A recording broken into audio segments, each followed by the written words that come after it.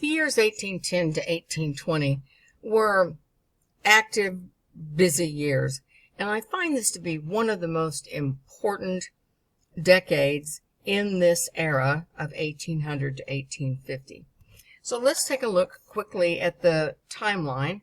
I'm going to point out a few things to you and encourage you to look for some aspects besides that to see what writings occurred during this 10-year period that might be of interest. From 1800 to 1850, the Native Americans were under constant attack for their land and moved and relocated, and I've never understood exactly why, but that's the way it happened. And if you were interested in that, then that would be something that you would want to take a look at. This Battle of Tippecanoe became a big political thing, Tippecanoe and Tyler too, and it was one of the numbers of battles that were exactly intended to take over Indian lands. Tecumseh is one of the most interesting figures from that time. He was a brilliant warrior, and he delivered a number of speeches while under attack. Now, some people say, did he make those speeches? Did he not make those speeches? I don't care. I have always been one that I enjoy the literature for what it says about the people. Now, I want to teach you one little trick for researching, and that is you find something interesting, put the name of whatever you find interesting, and then add Gutenberg.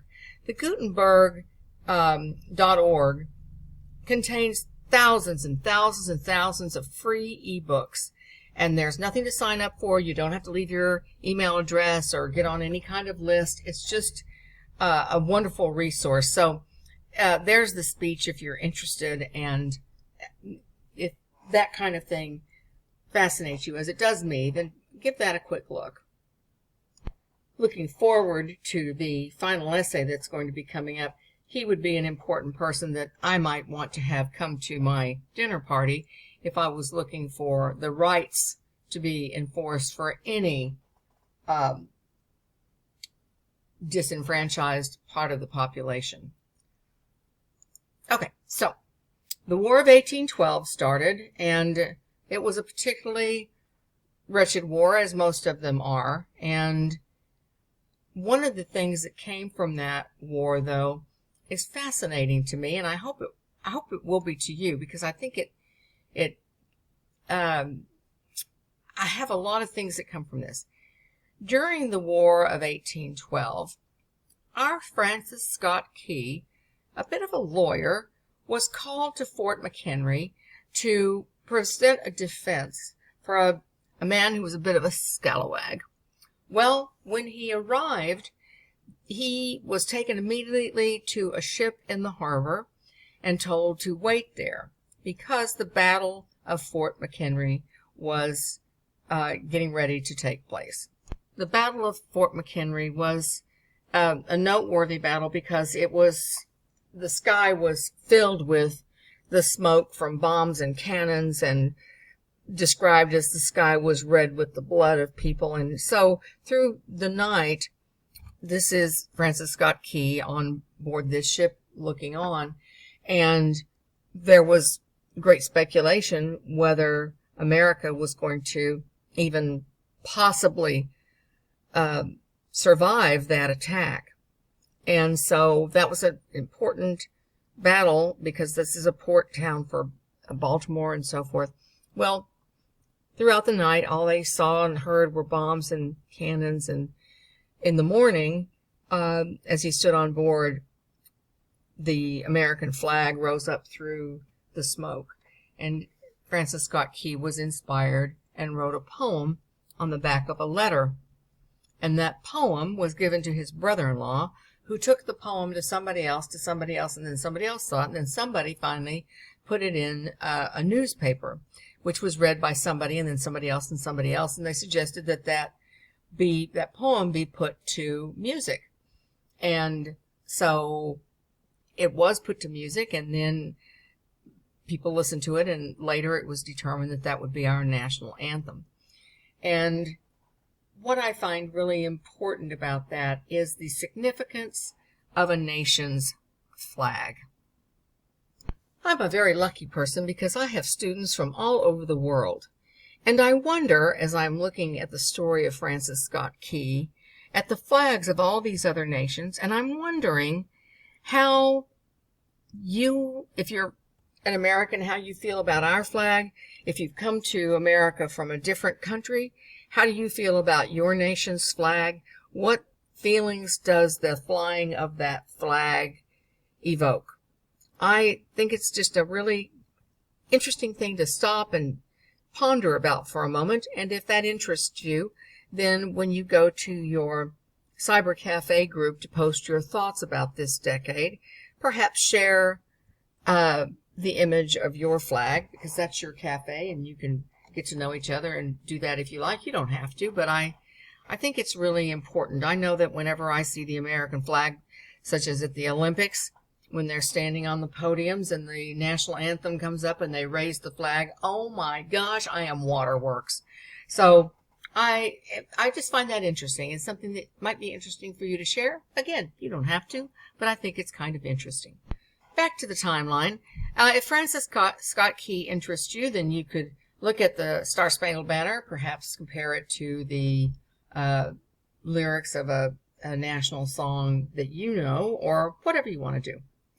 Okay, the War of 1812 inspired some interesting writing, and another use of the Gutenberg.org site is to look up histories and find the literature that interests you.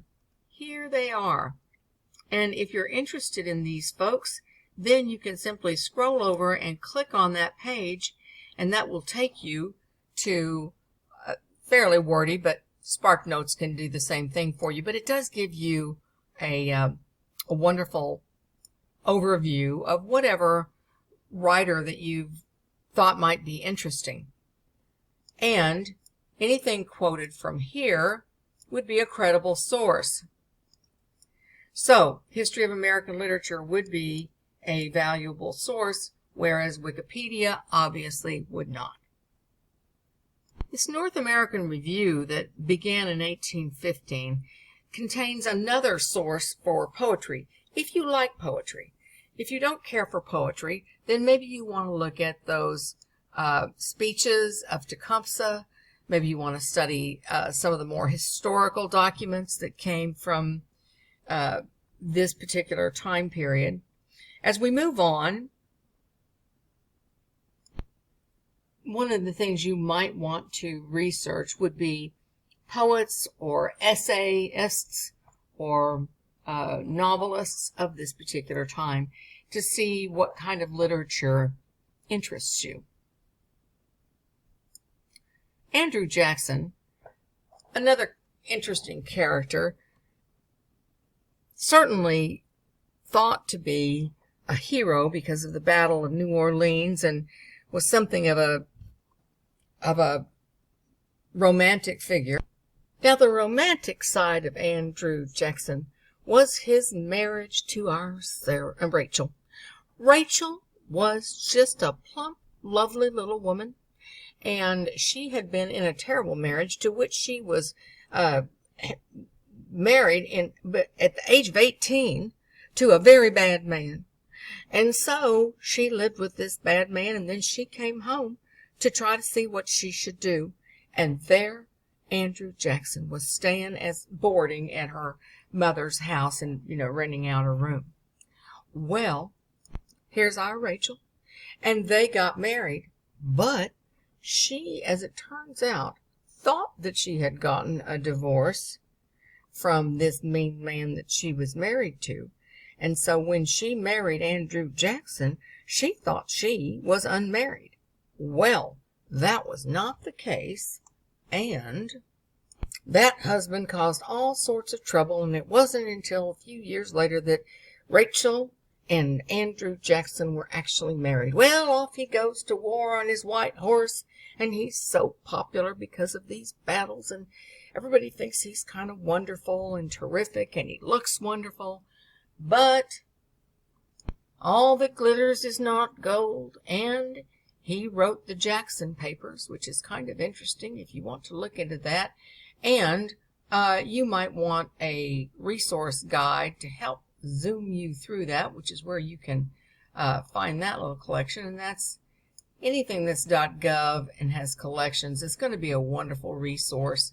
So that's how I search for things of that nature as well. Andrew Jackson was given the name Old Hickory, and he created the Hermitage, which is his plantation, and he lived there.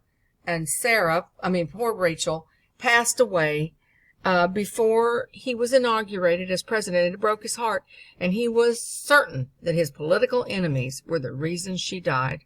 He couldn't get over it. Every night he would go out and talk to her in their little gazebo. He was just a miserable man. These were the slave quarters at the Hermitage, and this is one of several buildings that line the entrance to the Hermitage mansion. And at the end, he owned 150 slaves, and although he wasn't for or against slavery, he certainly had his fair share, including his manservant George, who was by his side until the day he died. We'll meet up with Andrew Jackson a little later, but he moved up and down the coast, taking over Indian territories, and that was sort of what he was known for. An interesting occurrence was the African Americans established the first African Methodist Church. That's a big deal, and if you wanted to research more into that, and that was interesting, that was an incredible undertaking. You can imagine that people weren't just eager to help them build a church. And I find that to be very interesting. Again, that humanity, that spirit, the songs, the culture of the African American people are just exquisite to me. And if that is to you, then take a look at that. This little interesting time here, 1817 to 1825, the era of good feeling. Well, it depends on whose feelings you're talking about. If you're talking about the Native Americans, feelings weren't so awesome. If you were an African American held slave by a landowner who, in the case of Andrew Jackson, said that anybody that trying to escape his property should get 50 lashes. That you couldn't, I don't know how you would survive that. And was it the good feelings for those folks? I don't know, but this did usher in a tremendous amount of literature. And again, type in Gutenberg, which will sort of put you in the land of free literature. And take a look at that if you're interested in this particular era. Andrew begins the first Seminole War, so there were more than one, and he's trying to take over the land, and kind of interesting to take a look at that, particularly the Seminole culture. Some of the prominent literature during this time is William Cullen Bryant, Washington Irving's Rip Van Winkle. So you've got a lot to think about in this particular decade, and I look forward to seeing what you jot about in your notes, and I hope that your Cyber Cafe group will be interested in learning about a little bit more about you, your culture, your flag, whatever flag that may be, and any feelings that you associate with that.